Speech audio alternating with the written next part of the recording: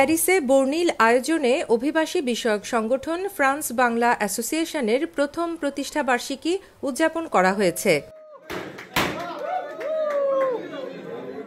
France থেকে আমাদের সহকর্মী সাবুল আহমেদ জানান, প্রতিষ্ঠাবার্ষিকী উদযাপন উপলক্ষে সোমবার বিকালে প্যারিসের উপকণ্ঠ ওভারভিলিয়ের একটি হলে ব্যতিক্রমধর্মী এক অনুষ্ঠানের আয়োজন করা হয়। আয়োজিত অনুষ্ঠানে প্রধান অতিথি ছিলেন ফ্রান্স বাংলাদেশ বিজনেস ফোরামের সভাপতি ও শাহ গ্রুপের চেয়ারম্যান সাত্তার আলী সুমন শাহ আলম।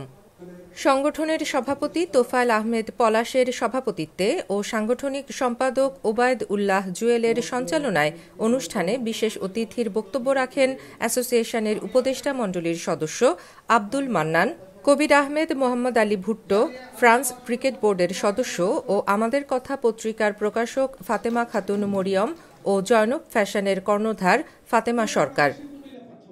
অনুষ্ঠানে ছিল সফল ব্যক্তিদের দিক নির্দেশনামূলক আলোচনা, গুণীজন সংবর্ধনা, কেক কাটা, আকর্ষণীয় র্যাফেল ড্র, উন্মুক্ত সদস্য নিবন্ধন কার্যক্রম এবং মনোজ্ঞ সাংস্কৃতিক অনুষ্ঠান।